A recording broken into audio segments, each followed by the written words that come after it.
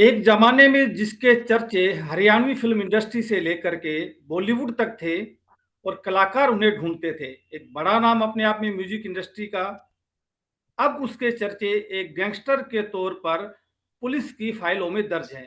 उन्हें ना सिर्फ गुरुग्राम पुलिस तलाश कर रही है, बल्कि एसटीएफ के साथ साथ ईडी भी तलाश कर रही है। मेरे साथ इस वक्त मौजूद हैं राव इंद्रजीत यादव, जो एक जमाने में हरियाणवी फिल्म इंडस्ट्री का बड़ा नाम थे, लेकिन आजकल उन्हें गुरुग्राम पुलिस ढूंढ रही है। राव इंद्रजीत जी, न्यूज 18 पर आपका स्वागत है।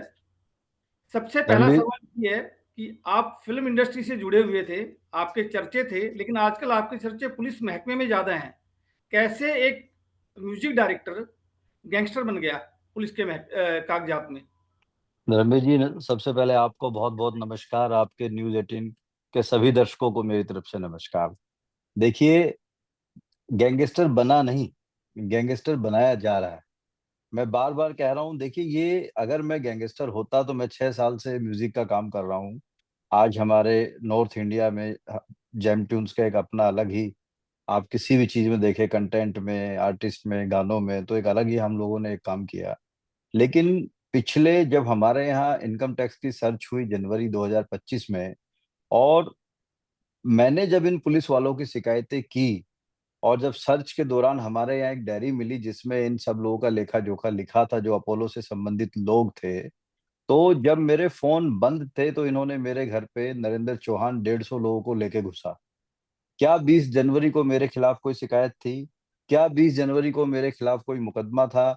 मैं जब 20 जनवरी को आया तो 20 जनवरी को, 21 जनवरी को इन्होंने हमारी एलओसी खोल दी, क्योंकि ये चाहते ही नहीं थे कि हम वापस आए। ये चाहते थे कि हम जितना दूर रहें। और अगर मैं गलत होता तो मैं तो बराबर लिख रहा हूँ। आप ये देखिएगा, मेरे खिलाफ पहली बार जब 20 को तारीख को हमने मेल की, ये आरटीआई का जवाब है, इसमें एक एक आप देखेंगे तो एक एक इसमें डेट के साथ लिखिए कब हमने शिकायत की।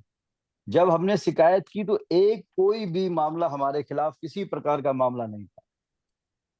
आपके पीछे ही आखिरकार पुलिस क्यों पड़ी है? क्यों आपको टारगेट किया जा रहा है? नहीं नहीं, पुलिस नहीं पड़ी। कुछ पुलिस के कुछ 4-5 लोग हैं जिन पे हम बार बार आरोप लगा रहे हैं। ये इस नेक्सस का पार्ट है। आपको धर्मवीर जी समझना पड़ेगा, गुड़गांव जैसे शहर में अगर किसी के दफ्तर में 2-2 हजार लोग आते हैं, ये कोई छोटी बात नहीं है। आप देखेंगे बहुत से चैनल के माध्यम, हमने वीडियो शेयर करी, हम आपको भी शेयर करेंगे। वो लोग जबरदस्ती घुसते हैं, गेट कूद कूद के घुसते हैं, गेट लांग के घुसते हैं, उनके साथ पुलिस वाले होते हैं। हम बार बार जिन पुलिस वालों का नाम ले रहे हैं, सबसे पहले जो दीपक सियाये वाला एक सिपाही, जो पुलिस की आड़ में नेक्सस चला रहा है, जो इन फाइनेंस और गैंगस्टरों का गठजोड़ चलाता है, एक खाली सिपाही ये नहीं कर सकता। उसके ऊपर नरेंद्र चौहान का हाथ है, नरेंद्र चौहान के ऊपर उनके आकाओं का हाथ है। ये पूरा एक नेक्सस है जो पूरा इस चीज को चला रहा है। पुलिस ये कह रही है कि आपका जो है, जो फाइनेंसर हैं, उनके साथ आपकी सेटिंग है। आप पहले मोटे ब्याज के ऊपर लोगों को पैसा दिलवाते हैं, और फिर फाइनेंसरों के और जो पीड़ित होते हैं, जो एक तरह से लोन लेते हैं, उनके बीच आप समझौता करवाते हैं और बीच में अपना हिस्सा रखते हैं। ये सब मिथ्या है धर्मवीर जी। आज तक हमने किसी से 1 रुपए किसी को नहीं दिलाया।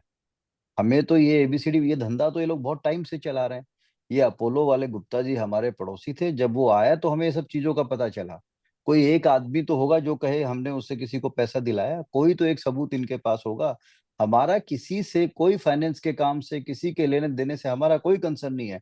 हम, राकेश गुप्ता जी मेरे पड़ोसी थे, मानवता के नाते हमने उनकी मदद करने की कोशिश करी। और जब इनको लगने लगा कि भाई हमारे काम में ये लोग कहाँ आ गए, इनकी रिकॉर्डिंग हमने शेयर की, हम आपको करेंगे, कह रहे भाई वो हीर का बीच में आ गया हमारे काम के, इसने हटाओ। ये तो ऐसे कह रहे जैसे इनकी हमने पार्किंग छीन ली हो, इन्होंने पार्किंग कब्जा रखी हो। अब बात क्या को समझो मामला ये। था? ये अपोलो वालों का क्या मामला था फाइनेंसर्स के साथ, जिसमें आपका देखिए, नाम आया सबसे पहले? देखिए, ये एक नेक्सस है फाइनेंस का, जिसमें बहुत से लोग छोटे से लेके बड़े बड़े फाइनेंस का काम करते हैं। जो 4-5 हजार करोड़ का एक ब्लैक मनी पूरी सर्कुलेट होती है, ये 4-5 हजार करोड़ रुपए किसी किसान का नहीं हो सकता। 1,000-1,200 करोड़ का डाटा तो मेरे यहाँ से इन फाइनेंसरों का इनकम टैक्स को मिला है, ईडी को मिला है। ये पैसा है किसका? ये पैसा, ये जो कुछ पुलिसकर्मी है, इनकी लूट का पैसा है। ये पैसा, ये कहते हैं कि किसानों की जमीन बिकी, किसानों का पैसा नहीं है, ये इनकी लूट का पैसा है। ये लोग करते क्या थे, जैसे मान लो किसी को 100 रुपए इन्होंने दिए, 10 रुपए सैकड़ा ब्याज जोड़ते थे, 3 महीने का बन गया 130 रुपए। उन लोगों से 15-15 दिन के चेक ले लेते थे किसी कारणवश से कोई व्यवसायी, कोई बिजनेसमैन नहीं पैसा टाइम पे दे पाया, नहीं अरेंज कर पाया, उसकी जाके माँ बहन की गालियां बकते थे, वहां जाके बैठ के हुड़दुंग करते थे, वहां जाके हल्ला काटते थे, फिर बोलते थे पेनल्टी पे करो, तो 100 रुपए के 250 रुपए वसूलते थे। एक्चुअल तो वसूली का काम पुलिस की आड़ में ये फाइनेंसर और गुंडे मिलके कर रहे हैं। मतलब आप सीधे तौर पे ये कह रहे हैं कि फाइनेंसरों के साथ आप नहीं मिले हुए हैं, बल्कि पुलिस के कुछ लोग मिले हुए हैं और ये नेक्सस चला रहे हैं, आप ये कह रहे हैं? हाँ, मेरी लड़ाई तो फाइनेंसरों के मामले में है नहीं, मेरी लड़ाई तो ये है कि कैसे इन फाइनेंसरों और पुलिस वालों का धंधा मेरी वजह से बंद हो रहा है। इनका कहना यह है कि हमारी बीच में आके टांग अड़ा दिया कोई लोकल आदमी है, इसको हटाओ, नहीं तो हम ये लालाओं से, बनियों से, बिजनेसमैनों से लूट कैसे करेंगे। और ये अकेली एक अपोलो नहीं है, आप देखेंगे गुड़गांव जैसे शहर में बड़ी बड़ी कंपनियां हैं जिनके ऑफिसों में जाके इन्होंने पत्थर तक मारे हैं। लेकिन आप पे भी तो आरोप यही लगाया जा रहा है। पिछले दिनों हमने देखा था कि एसटीएफ के एक अधिकारी थे, वो ये कह रहे थे कि जो हरियाणा में जो डिग्गल गांव है, जहाँ के सबसे ज्यादा फाइनेंसर बताए जाते हैं, उन्होंने ये कहा था कि आप जो है पंचायत लगाते हैं और वहां पर इन फाइनेंसरों को और जो लोग पैसा लेते हैं ब्याज पे, उन लोगों के बीच में मीटिंग फिक्स करते हैं, आप उनमें उनका फैसला करवाते हैं। मैं आज तक मैं ना डिगल गांव गया, ना मैंने कोई पंचायत की, ना मैं किसी पंचायत में गया। अपोलो ऑफिस के अलावा मेरी इन किसी से कहीं कोई मुलाकात नहीं हुई है। जितने फाइनेंसर हैं अपोलो में आए, अपोलो में मिले सब। पिछले दिनों हमने देखा था कि ईडी ने आपके यहाँ छापेमारी की थी और ईडी ने ये कहा था कि जो राव इंद्रजीत यादव हैं, उन्होंने गलत तरीके से पैसा कमाया है और जो पैसा कमाया उसका इनकम टैक्स भी नहीं जमा कराया। देखिए, मेरे यहाँ पहले इनकम टैक्स की सर्च हुई। इनकम टैक्स की, देखिए ये दोनों एक विभाग है, दोनों की अपनी एक जांच का अपना एक दायरा है, जांच का अपना एक सिस्टम है। जब इनकम टैक्स की हमारे यहाँ रेड हुई तो इनकम टैक्स ने जो डाटा मिला वो डाटा उन्होंने ईडी से शेयर किया। उसी बिहाफ पे ईडी ने हमारे यहाँ सर्च की। जब ईडी ने हमारे यहाँ सर्च की, मेरे अपने प्रेमाइसिस से, मेरे अपने जहां जहां इन्होंने जो मेरे से कंसर्न्स है, वहां पे इनको कुछ नहीं मिला। देखिए, यहाँ पर एक चीज और बार बार आ रही है। ईडी ने आपके यहाँ से कहा जा रहा है कि महंगी गाड़ियां आपके यहाँ बहुत मिली, करोड़ों रुपए की गाड़ियां आपने खरीद रखी हैं। तो वो यही सवाल तो वो कर रहे हैं कि आपके पास इतना पैसा आया कहाँ से आखिरकार। देखिए, करोड़ों रुपए की गाड़ियां जरूर हमारे पास है, लेकिन हमारी जितनी गाड़ियां हैं वो सब बैंक से फाइनेंस है। आपके यहाँ ईडी की जो रेड हुई थी, उसके बाद दिल्ली में एक फार्म हाउस पर रेड हुई, जिसमें अमन कुमार और सुनील गुप्ता थे। वहां से करोड़ों रुपए नगद मिले, करोड़ों रुपए की प्रॉपर्टी के कागजात मिले, गहने मिले। वो फिर आखिरकार किसके थे? क्योंकि उसमें नहीं भी वो आपके जिन पास। नहीं, वो नाम हम देखिए क्या है ना, अब वो जो नाम हमारा चल रहा है उसी नाम में सब बता रहे हैं कि इंद्रजीत की ईडी की सर्च के दौरान इस ठिकाने से मिला। हमारा किसी अमन से कोई वास्ता नहीं है, किसी हमारे फार्म वाले जो कौन से गुप्ता जी है, हमारा कोई वास्ता नहीं है। हमने भी ये सब न्यूज के माध्यम से, मीडिया के माध्यम से देखा। देखिए, जहां कोई सर्च होती है, चाहे वो ईडी की हो, चाहे वो इनकम टैक्स की हो, हर जगह जब सर्च के बाद एक पंचनामा बनता है। जिसके यहाँ सर्च हुई होगी, जो उन चीजों का होगा, उन्होंने अपना पंचनामा साइन किया होगा। हमारा किसी प्रकार का, बाकी हमारे प्रेमाइसिस के अलावा किसी प्रेमाइसिस से कोई लेना देना नहीं है। देखिए, आप कह रहे हैं कि पुलिस के कुछ लोग और फाइनेंसर, इनका एक अपना नेक्सस है, आप उनके ऊपर आरोप लगा रहे हैं। लेकिन दूसरी तरफ पिछले दिनों हमने देखा कि एक ऑडियो वायरल थी, जिसमें आप गैंगस्टर रोहित गोदारा से बात कर रहे हैं, संपत नेहरा से आपकी बातचीत हुई है। तो इनके साथ आपकी क्या यारी है, इन गैंगस्टरों के साथ? धर्मवीर जी, हमारी यारी नहीं है, हम बात नहीं कर रहे हैं, वो लोग मुझे फोन कर रहे हैं। अगर संपत नेहरा की आपने बात सुनी होगी, तो संपत नेहरा ये कह रहा है इस टायर वाले काम से तू हट जाए, नहीं तेरे पैर काट देंगे। वो मुझे थ्रेट दे रहा है, आप समझिए। और जब रोहित गोदारा के भी आ रहा है तो वो यही कह रहा है मुझे कि भाई मेरे कोई 4-5 आदमी हैं, उन 4-5 आदमियों को ठीक ठीक करा देना, दिलवा देना। और मैं उनको यही कह रहा हूँ, भाई किसी की कोई पूंजी होगी तो मिल जाएगी। अब ये यही देखिए, इनका ये वर्क ऑफ प्रोसेस है इन फाइनेंसरों का, पुलिस का। जब इनको लगा मैं बीच में आ गया, सबसे पहले तो इन्होंने मॉब इकट्ठा किया। हजार हजार, 2-2 हजार आदमी किसी कॉर्पोरेट हाउस के ऑफिस में जंप करके, फोर्सफुली गेट कूद के अंदर घुसे। 100 नंबर पे कॉल हुई, कंप्लेंट हुई, पीसीआर आई, कुछ नहीं हुआ, सब दबा दिया गया। उसके बाद में जब इनको लगने लगा ये दाल नहीं गलेगी, तब ये खुद पुलिस वाले आने लगे। एक सिपाही से लेके डीएसपी तक के हमको फोन आने लगे, इंस्पेक्टर तक के हमको फोन आने लगे।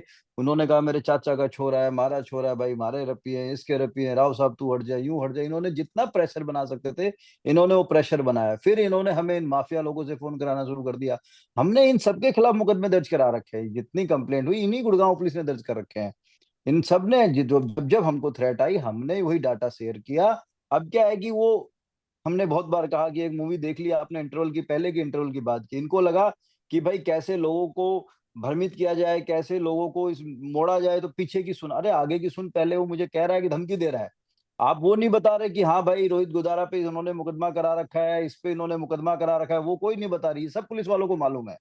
आप देखिए, जब कोर्ट में हमारी, जब इन्होंने एप्लीकेशन लगाई कोर्ट में, तो इन्होंने कहा कि 19 मुकदमे इंद्रजीत पे दर्ज हैं। आपने भी देखा होगा, वो हड़बड़ी में लिख दिए, कहीं की घोड़ा कहीं की टांग लगा के। देखो तो सही भाई, तुम क्या बता रहे हो। कोई मुकदमा 2009 का था, उसमें हम बरी हो गए। जो 19 मुकदमे बता रहे हैं, उसमें से 6-7 मुकदमे तो इन्होंने फर्जी लगा दिए हमारे पीछे से, जब हम है ही नहीं। कुछ भी हो रहा है, बोले भाई किसी की भैंस भी मर जाएगी तो इंद्रजीत की वजह से मर गई। तो तो ये आखिर सिस्टम क्या कर रखा है इन्होंने। तो आखिर क्या वजह है कि वो आपको टारगेट कर रही है, पुलिस आपके खिलाफ भी यही, मामला दर्ज कर रही है? नहीं अब देखिए, एक झूठ को छुपाने के लिए 100 झूठ बोलनी पड़ती है।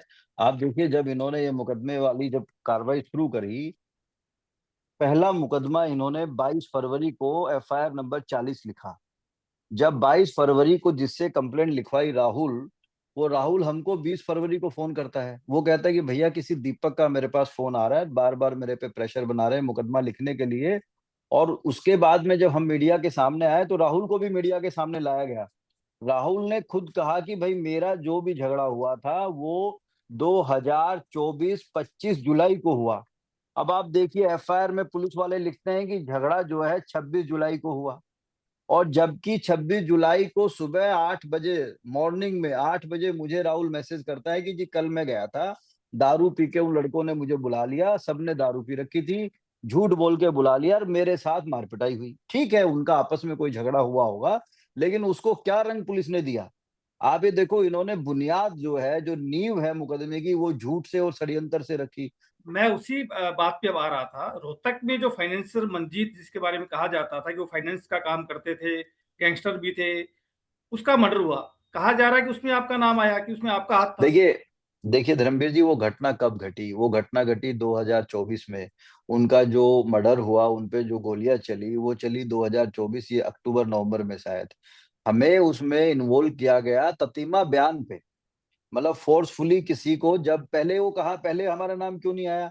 हमें उसमें डाला गया मार्च 25 में, जाग जाग के 5-5 महीने बाद वो ये षड्यंत्र किया गया। देखिए, रोहतक में आईपीएस अधिकारी वाई पूर्ण कुमार सिंह थे, जिन्होंने आत्महत्या कर ली थी। और उस आत्महत्या के बाद जो एसआई संदीप लाठर थे, उन्होंने एक बयान दिया था। उन्होंने ये कहा था कि मंजीत केस में अपना नाम हटवाने के लिए राव इंद्रजीत की 50 करोड़ रुपए की डील वाई पूर्ण कुमार के साथ चल रही थी। इसमें कितनी सच्चाई है? इसमें क्या आपका एक तरह से आपकी भूमिका रही है? क्योंकि इसमें भी आपका नाम की चर्चा हुई, हालांकि बाद में नहीं संदीप ने भी आत्महत्या कर ली थी। नहीं नहीं धर्मवीर जी, ये बिल्कुल मिथ्य है। देखिए, अभी एसआईटी चंडीगढ़ जांच कर रही है। अभी वो दोनों ही दिवंगत आत्माएं प्रभु के चरणों में है। ये सब बाद में, ये भी एक षड्यंत्र का पार्ट ही है। नहीं तो एक एसआई आईएएसआई जिनके आईजी साहब नहीं रहे, तो उनको क्या ऐसा प्रेशर आ गया था कि भाई मैं, मेरी नेता ये वाले मेरे अधिकारी ईमानदार हैं, ये अधिकारी मेरे बेईमान हैं। और उन वो कौन से थे किसी डील में, उसने कौन सी डील, अगर उसको पता ही था कि कोई 50 करोड़ की डील थी तो वो सबूत देता। उसको सुसाइड करने की जरूरत तो नहीं थी उस चीजों को लेके। ये सब स्क्रिप्ट लिखी गई है। बाकी इसमें देखिए, हम बहुत ज्यादा अब नहीं कहेंगे। वो सब एसआईटी चंडीगढ़ जांच कर रही है उसकी। अगर उस केस में आपकी भूमिका नहीं थी, तो मंजीत की हत्या के बाद ही आप विदेश क्यों गए? आप यहाँ रह के कानून का सामना कर सकते थे। नहीं आप नहीं नहीं नहीं नहीं नहीं, मंजीत की हत्या के बाद मैं नहीं गया। मंजीत वाला केस तो अक्टूबर में हुआ साहब, मैं गया 20 जनवरी को। मैं, मेरे जब यहाँ 20 जनवरी को इनकम टैक्स की सर्च जब खत्म हुई, तो मेरे घर पे नरेंद्र चौहान 150 लोगों को, वो अब वो पुलिस वालों को लेके आया था, गुंडों को लेके आया था या फाइनेंसरों को लेके आया था, वो तो वही जानता। वो किस कैपेसिटी में आया था, कौन सा उसके पास मुकदमा था।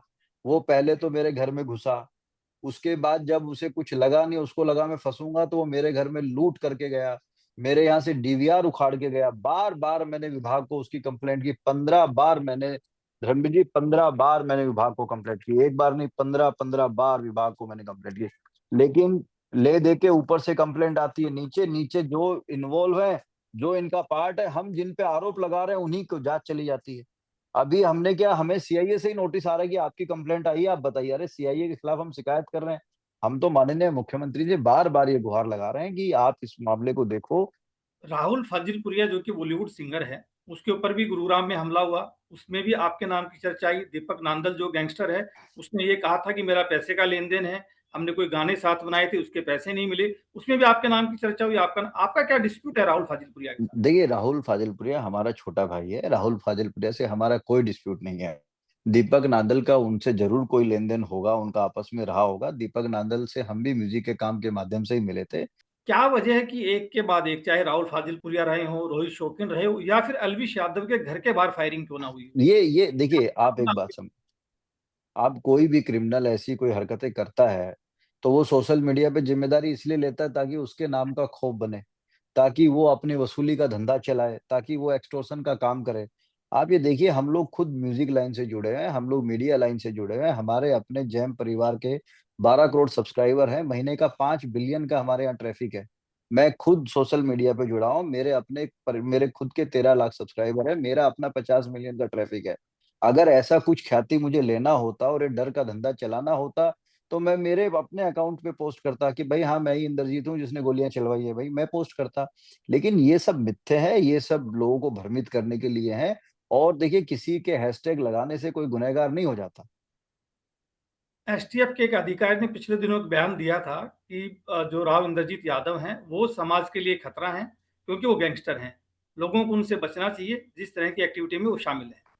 देखिए, सतीश बालन साहब आईजी एसटीएफ हैं, वो पहले नहीं थे, अभी वो आईजी एसटीएफ आए हैं। जैसा उनको नीचे से फीड किया होगा वैसा उनको पता होगा, वैसा उन्होंने बताया।